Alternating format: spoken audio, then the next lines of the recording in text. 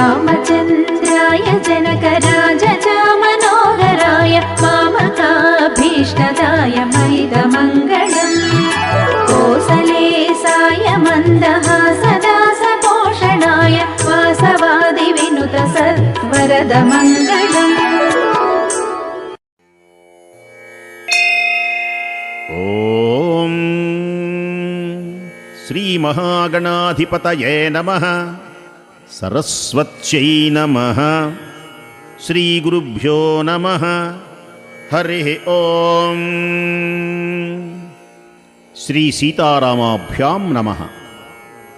ఇది వాల్మీకి విరచిత శ్రీమద్ రామాయణమునందలి బాలకాండము 17వ సర్గము యథాతథ అనువాదము. బ్రహ్మ యొక్క ప్రేరణ ప్రభావంతో దేవతలు వారి వారి అంశలతో భల్లూక వానర వీరులుగా జన్మించుట, మహాత్ముడైన దశరథ మహారాజునకు పుత్రుడుగా అవతరించడానికి శ్రీమన్మహావిష్ణువు సంకల్పించినటువంటి పిమ్మట భవిష్యత్ పరిణామములను ఎరిగిన బ్రహ్మదేవుడు దేవతలందరితో ఇలా పలుకుతూ ఉన్నాడు. ఓ దేవతలారా, సత్యసంధుడు, మహావీరుడు, మనందరికీ హితాభిలాషి అయినటువంటి విష్ణువునకు కామరూపులను బలశారులు అయిన సహాయకులను సృజించండి. అద్భుతమైన శక్తి కలవారు, మహావీరులు, వాయువు వలె వేగవంతులు, యుక్తిశాలురు, ప్రజ్ఞాశాలురు, పరాక్రమమున విష్ణువుతో సమానమైనటువంటి వారు, అవధ్యులు, సామ దాన భేద దండోపాయములను ఎరిగినవారు, సింహ పరాక్రమము కలిగిన వారు, సమస్తమైన అస్త్రశస్త్రములను ప్రయోగించడంలో నిపుణులు, అమృతపానము చేసిన వారి వలె మరణము లేనివారు, మీ వలె పరాక్రమవంతులు అయినటువంటి పుత్రులను అప్సరసలు, ముఖ్య గంధర్వ స్త్రీలు, యక్షవనితలు, నాగకన్యలు, వృక్ష విద్యాధర యువతులు, కిన్నర మహిళలు, వానర స్త్రీలు మున్నగ వారియందు వానర రూపాలలో మీరు సృజించండి. పూర్వమే జాంబవంతుడు అను వృక్షరాజును నేను సృష్టించి ఉన్నాను. నేను ఒక పరి ఆవులించినప్పుడు అతడు నా నోటి నుండి వెలువడినాడు. అతడే జాంబవంతుడు. బ్రహ్మదేవుడు ఇలా పలుకుతూ ఉండగా ఆయన ఆజ్ఞ మేరకు దేవతలు వానర రూపములతో పుత్రులను పొందినారు. మహాత్ములైనటువంటి ఋషులు, సిద్ధులు, విద్యాధరులు, నాగులు, చారణులు వానర భల్లూక వీరులుగా పుత్రులుగా పొందారు. ఇంద్రుడు మహేంద్రగిరి వలె మిక్లి దృఢమైనటువంటి దేహము కలవాడు, వానర శ్రేష్ఠుడైనటువంటి వాలికి జన్మనిచ్చాడు ఇంద్రుడు. తపింపచేయుటలో శ్రేష్టమైనటువంటి సూర్యుడు సుగ్రీవుని జన్మకు కారణమైనాడు. వానరులందరిలో ముఖ్యుడు, ప్రజ్ఞాశాలి, మిక్కిలి ఉత్తముడైనటువంటి తారుడు అను కపివరుని బృహస్పతి వలన అతడు కలిగాడు. శ్రీమంతుడైన గంధమాదనుడు అనేటువంటి వానరుడు కుబేరుని వలన జన్మించాడు. విశ్వకర్మ వలన నలుడు అనే వానరోత్తముడు జన్మించాడు. అతడు సర్వకార్యములు నిర్వహించుటలో దక్షుడు. ఉత్తమ లక్షణములు కలిగినటువంటి నీలుడు అను వానరుడు అగ్నిదేవుని వలన కలిగాడు. అతడు అగ్నివలే భాసిల్లినవాడు. వానరులందరిలో మిక్కిలి తేజస్వి, కీర్తి ప్రతిష్టలు కలవాడు, పరాక్రమశాలి అతడు. ప్రశస్తమైనటువంటి రూపము కలిగినటువంటి మైందుడు, ద్వివిధుడు అను వానరులు సౌందర్య సంపన్నులైనటువంటి అశ్వనీ దేవతల మానసపుత్రుడు. వరుణుడు సుషేణునకు అనేటువంటి వానర వీరుణ్ణి, పర్జన్యుడు మహాబలశాలి అయినటువంటి శరభునకు జన్మనిచ్చారు. సర్వశుభలక్షణుడు వానర ప్రముఖుడైనటువంటి హనుమంతుడు వాయుదేవుని యొక్క అనుగ్రహంతో జన్మించాడు.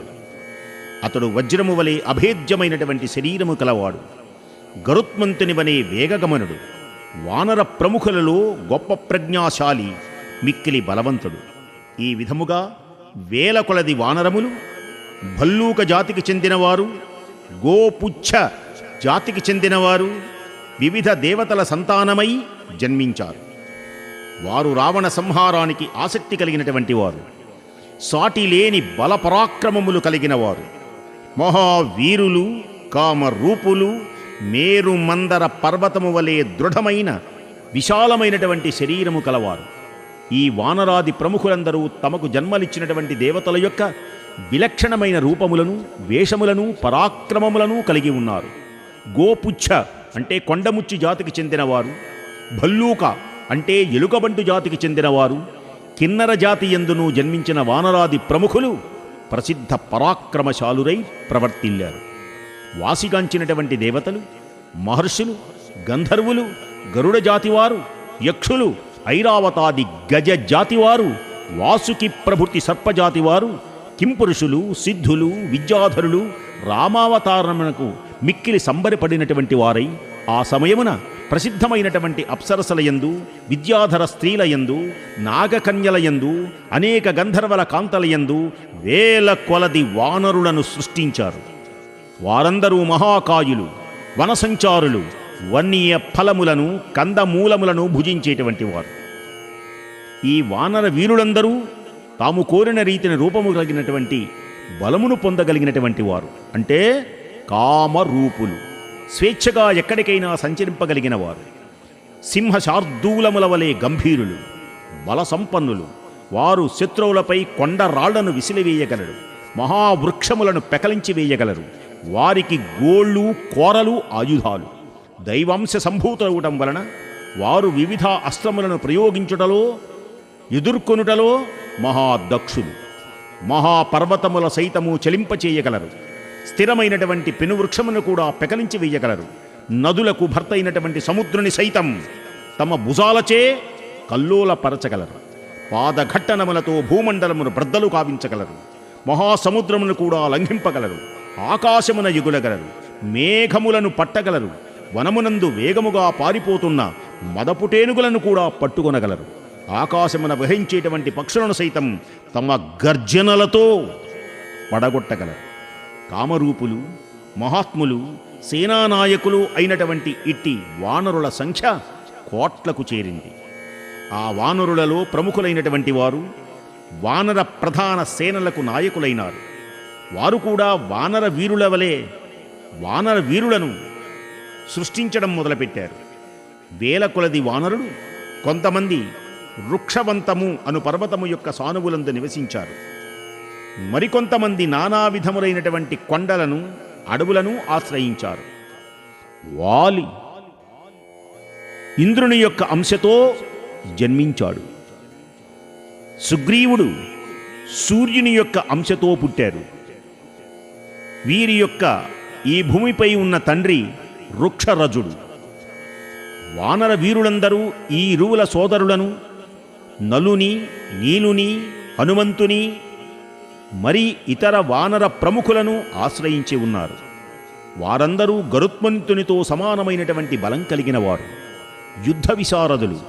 వారు వనములలో సంచరిస్తూ తమ బల పరాక్రమములచే సింహములను, పెద్ద పులులను, మహాసర్పములను సైతం పీడింపగలిగినటువంటి సమర్థులు. దృఢమైన బాహువులు కలవారు.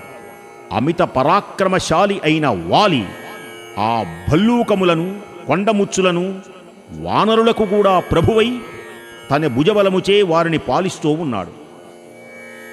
వివిధములైన ఆకారములతో ఉన్న శరీరములు కలవారు, పలు విధములైనటువంటి లక్షణములు కలవారు అయిన ఆ వానర వీరులు పర్వతములతో, అడవులతో, సముద్రములతో కూడిన భూమండలమంతా వ్యాపించారు.